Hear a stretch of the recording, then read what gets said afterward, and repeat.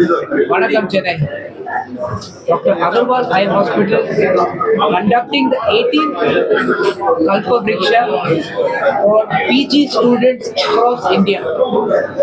And today, Rambo, thank you to Dr. Elilan Nagarajan, MLA, also a doctor, practicing doctor. Thank you to him to inaugurate the Rambo Mukhya PG doctor program to train and teach eye doctors across India. Full India teachers to teach ophthalmologists how to do theory to practical. Until I remember didactic lectures panel discussion and wet lab get teach பண்றாங்க எப்படி eye surgery பண்ணோம் in cadaver or goat eye. Now இதுக்கு Dr. Elilan Nagarajan is doing amazing work. More important work in his constituency. We'll hear from him எப்படி இந்த Agarwal and community எப்படி help பண்றாங்க. அனைவருக்கும் வணக்கம். இன்னைக்கு ஒரு சிறப்பான ஏற்பாடை வந்து அகர்வால் கண் மருத்துவமனை வந்து பண்ணியிருக்காங்க. என்னன்னா ஒரு பட்டப்படிப்பு மேற்படிப்பு ஆப்தமாலஜியில் வந்து கண் சிகிச்சை முறைகள் வந்து அண்டர் கிராஜுவேட் ப்ரோக்ராம் முடிச்சு வந்தவங்களுக்கு, பிஜி பண்ணிட்டு இருக்கவங்க, பிஜி முடிச்சவங்களுக்கு வந்து வெவ்வேறு துறை சார்ந்து, அதாவது கண்ணில் பார்த்தீங்கன்னா கண்ணில் வெறும் துறை மட்டும் இல்லை, கேட்ராக்ட் ஆப்ரேஷன் மட்டும் இல்லை, அதில் கார்னியா, லிட், அப்புறம் குளாக்கமா, அப்புறம் ரெட்டினா என்ற பல்வேறு பகுதி கண்ணில் இருக்க பகுதிகளுக்கு ஒவ்வொரு பகுதியாக அவங்க பிரித்து அவங்க வந்து ஒவ்வொரு ட்ரைனிங் ப்ரோக்ராம் வந்து பயிற்சி மருத்துவர்களுக்கு வந்து ட்ரைனிங் கொடுக்குறாங்க. இதில் வந்து 300 applicants all over the country வந்து அவங்க முன்னாடியே அப்ளை பண்ணி இந்த எஜுகேஷன் ப்ரோக்ராம் வந்து வந்திருக்காங்க. ஹேண்ட்ஸ் ஆன் செஷன்ஸும் டெலிவர் பண்ணுறாங்க. இந்த மாதிரி ஒரு இன்ஸ்டியூட்டோட எஜுகேஷன் ப்ரோக்ராம் ரொம்ப ரொம்ப வைட்டல். பெஸ்ட் ப்ராக்டிசஸ் வந்து டாக்டர்ஸ் வந்து மாணவர்களுக்கு வந்து ஷேர் பண்ணும்போது எது பண்ணணும், எது பண்ணக்கூடாது, எது எப்படி காம்ப்ளிகேட்டட் கேசஸ் எப்படி ஐடென்டிஃபை பண்ணணும், எப்படி டயக்னோஸ் பண்ணணும், எப்படி ட்ரீட் பண்ணணும் கண் சிகிச்சை முறையில் வந்து என்ற ட்ரைனிங் ப்ரோக்ராம் வந்து 18வது முறையாக இந்த தொகுப்பு வந்து 18 ஆண்டுகளாக பண்ணிட்டு இருக்கிறது ஒரு கால சிறந்த விஷயம். ஆயிரவிளக்கு தொகுதிக்கு வந்து அகர்வால் ஐ ஹாஸ்பிட்டல் வந்து கண்ணொளி திட்டம் ஒரு ஸ்கீம் வந்து சக்ஸஸ்ஃபுல்லாக இம்ப்ளிமெண்ட் பண்ணிட்டு இருக்கோம். சமுதாயத்தில் ஒரு கார்பரேஷன் டிவிஷனையும் வந்து ஐ கேம்ப் கண்டக்ட் பண்ணிட்டு கிட்டத்தட்ட 3000 பேருக்கு மேலே வந்து கண்ணுக்கு பொறுத்தருக்கு கண்ணாடி, அப்புறம் கிட்டத்தட்ட 300க்கு மேலே இலவசமாக வந்து கேட்ராக்ட் சர்ஜரி, அதுக்கப்புறம் அதிநவீன சிகிச்சை முறைகள் வந்து காப்பீடு திட்டம் மூலமாக அகர்வால் ஐ ஹாஸ்பிட்டல் எங்களுக்காக ஹெல்ப் பண்ணிட்டு இருக்காங்க. ஒரு successful public private partnership programme வந்து இம்ப்ளிமெண்ட் பண்ணிட்டு இருக்கோம். ஸோ அகர்வால் ஐ ஹாஸ்பிட்டல் வந்து சொசைட்டிக்கு கான்ட்ரிபியூட் பண்ணுறது, அதே நேரத்தில் மாணவர்களுக்கு ட்ரைனிங் ப்ரோக்ராமில் வந்து ஒரு பயணியாக செயல்பட்டு இருக்காங்க. 3 தலைமுறையாக கண் சிகிச்சை முறையில் வந்து தன்னோட தடம் படைத்திருக்கும் அகர்வால் ஐ ஹாஸ்பிட்டலுக்கு என்னோட வாழ்த்துக்களை தெரிவித்துக் கொள்கிறேன். நன்றி.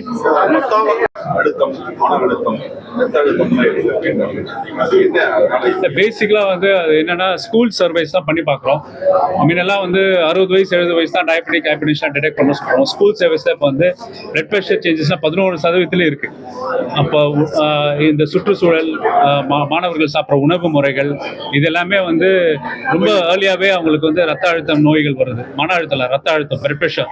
அதே நேரத்தில் நீரிழிவு நோயும் ரொம்ப ஏர்லியாவே பசங்களுக்கு இப்போ வந்து டெவலப் ஆகிற நிலைமையை பார்க்குறோம். ஒபிசிட்டி, அதாவது உடல் பரிமாணம் வந்து அதிகமாக பார்க்குறோம். இதுக்கு வந்து ஒழுங்கு தற்காப்பு நடவடிக்கையாக மக்களுக்கு போதிய விழிப்புணர்வு தேவை. ஏன்னா இப்பயே சில பேர் பார்த்தீங்கன்னா என் உடம்புக்கு தான் எதுவும் இல்லையா, நான் நல்லதானே போயிட்டு இருக்கேன்னு சொல்றாங்க. ஆனால் உறுப்புகள் பாதிப்பு ஏற்பட்டதுக்கு அப்புறம் தான் மருத்துவமனைக்கு வராங்க. இப்போ வந்து ஒரு ஹார்ட் அட்டாக்கு வராங்க, ஸ்ட்ரோக்குக்கு வராங்க, இல்லை டயாலிசிஸ் வராங்க. அப்போ முதல் முறையா அவங்க அப்பதான் டாக்டரை விசிட் பண்ணியிருக்காங்க. அப்போ அரசாங்கம் வந்து மக்கள் தேடிய மருத்துவம் என்ற ஒரு அருமையான திட்டத்தை பண்றது வந்து வருமுன் காப்பம் திட்டம், இப்போ நலமுடன் காக்கும் ஸ்டாலின் போன்ற முகாம்கள் மூலம் இந்த மாதிரி நோய்களை வந்து நம்ம வந்து முன்கூட்டியே கண்டறிந்து அதுக்கு உண்டான சரியான தீர்வுகளை கொடுக்கும்போது உறுப்புகளை பாதுகாத்து மக்களை வந்து உணவு பழக்க வழக்கங்கள், உடற்பயிற்சி, ரெகுலராக மருந்து சாப்பிட்றது, இந்த மேஜரான உறுப்புகளை பாதிப்புலேருந்து தவிர்க்கிறதுக்கான வழிமுறைகளை வந்து அரசாங்கம் முன்னெடுப்பு வந்து அரசாங்க சார்பாக என்னன்னா, நீங்க பாத்தீங்கன்னா இப்ப கான்சன்ட்ரேட்டட் சால்ட் டாக்ஸ் இருக்கு.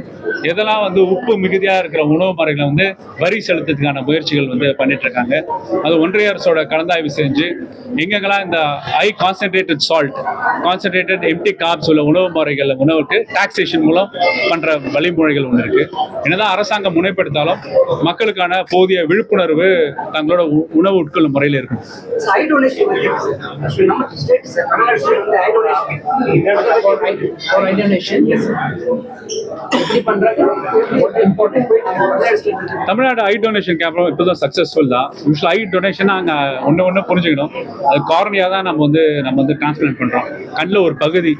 அப்போ வந்து முன்கூட்டியே பதிவு பண்ணி தன் ஐக்காக கேம்ப் பண்ணும்போது நம்ம அந்த இறக்கத்துக்கு தருவாயில் அந்த பர்டிகுலர் ரிட்ரைவல், அந்த கார்னியாவை ரிட்ரைவ் பண்ணி நம்ம உறுப்பு மாற்று சிகிச்சை மாதிரி பண்ணுறோம். அப்போ இப்போ என்னென்னா, இப்போ எந்த அளவுக்கு நவீன முறைகள் வந்துருச்சுன்னா, இப்போ நிறைய சிகிச்சை முறைகள் முன்னெல்லாம் கேட்ராக்டில் கண் மாற்று சிகிச்சை பண்ணாமையே இருக்கிற கண்ணிலேயே சிகிச்சை கொடுக்கும் முறைகள் நவீனம் வந்துட்டனால முன்ன மாதிரி அந்த கார்னியல் டிரான்ஸ்பிளான்ட்டுக்கான தேவைகள் குறைவு தான் இருக்கு. உறுப்பு மாற்று சிகிச்சையில் தமிழ்நாடு சர்மாண்டபிள் ஸ்ட்ரைட் பண்ணிட்டு இருக்கோம். ஏன்னா நம்ம திராவிட மாடல் அரசு வந்ததுக்கப்புறம் இப்போ உறுப்பு மாற்று சிகிச்சை பிறகு நம்ம அரசு மரியாதை கொடுக்குறோம். அது அரசு மரியாதை கொடுத்ததுக்கப்புறம் இப்போ நம்ம தேசிய விருது பெற்றிருக்கோம். அதிகமான உறுப்பு மாற்று சிகிச்சை பண்ண மாநிலம் தமிழ்நாடு. அதுவும் நம்ம தமிழ்நாட்டை தான் தனியாருக்கு சமமாக அரசாங்க மருத்துவமனையிலே இப்போ உறுப்பு மாற்று சிகிச்சை பண்ணிட்டு இருக்கோம். இப்போ நம்மளோட மக்கள் நல்வாழ்வுத்துறை அமைச்சர் அவர்கள் என்ன பண்றாருன்னா, யாருனாலும் உறுப்பு மாற்று சிகிச்சை பண்றாங்க அவங்களாம் மருத்துவமனையிலேயே அவங்களுக்கு டேப்லாய்ட் அவங்க பேர் போட்டு மருத்துவமனையிலேயே ஒரு ஹால் ஆஃப் ஃபேம் சொல்ற மாதிரி அவங்களுக்கு மரியாதை செலுத்துற விதமெல்லாம் பண்ணிட்டு இருக்கோம். 2008 முத்தமிழ் கலைஞர் உருவாக்கின டிரான்ஸ்பிளான்ட் இன்னைக்கு உலகம் புகழ்படும் அடைவில் உறுப்பு மாற்று சிகிச்சையில் ஒரு பயனரிங் ப்ரோக்ராமா டெவலப் ஆயிட்டு. One more thing, hospital life. Only one hospital life. Last year மட்டும் 1200 transplants பண்ணிருக்காங்க. 1200 transplants. It is Indiaல probably top 3ல இருக்கு. So it is ரொம்ப முக்கியம், ரொம்ப close to the heart. Dr. Preeti ரொம்ப டாக்டர் ஜாஸ்தி transplant பண்றாங்க. So just for a number. There is no doubt. இப்போ டைம் இருக்கு collaboration. If we don't collaborate, collaborate பண்ண மாட்டோம், then we cannot help more people. அவ்வளோதான் ophthalmology, that's all you can help.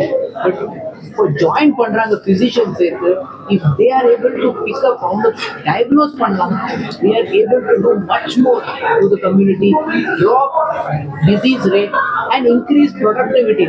எல்லா பேர் productive ஆகணும். Main important reason இருக்கு ஏன் பண்றாங்க, so that people don't have to sit at home and say எனக்கு மண்ணு பவர் இல்லை. That ஒரு ரொம்ப big project இருக்கு, டெஃபினட்டா பண்ணணும். பண்றேன். Thank you. Surgeries have been done as an alternate for transplant. How much has been transformed? Yeah. So I would say about 5 to 10% transplant already பண்ணிருக்காங்க. There is lots more to do because this 5 to 10% only one hospital பண்றாங்க. Now we want more people to do that. And it is not easy, but it is important. ரொம்ப முக்கியம் to start doing pinhole surgery. Then and also இப்போ surgery difference இருக்கு. It's not the same surgery as before. So there கொஞ்சம் difference இருக்கு, learning curve இருக்கு. அதெல்லாம் you have to factor everything in. 5 to 10% நம்ம transform already பண்ணிருக்காங்க. We don't do transplant in those surgeries, in those cases. So lot of help. Thank you. Equally privileged to have with us distinguished panel of renowned faculty members, esteemed experts in their respective subspecialties, representing premier institutes of ophthalmology from across India. Willingness to share your vast knowledge and experience is what makes Kalpavriksha a truly enriching experience year after year. It is also a great honor to welcome our chief guest, the respected Dr. Elidan, member of Legislative Assembly, a strong advocate for healthcare and medical education. Sir, your presence today is both inspiring and encouraging, and we are deeply grateful for your time and support. At Kalpavriksha, we believe in nurturing knowledge, curiosity, and clinical excellence. Over the course of this CME, we hope to ignite deeper discussions, inspire new perspectives, and build lasting connections among the future torchbearers of ophthalmology. On behalf of the organizing committee, I extend a warm welcome to all the esteemed faculty, our enthusiastic postgraduate delegates, and our honored chief guests. Let us make this 18th edition of Kalpavriksha a memorable, meaningful, and motivating experience for all. Thank you. Welcome once again.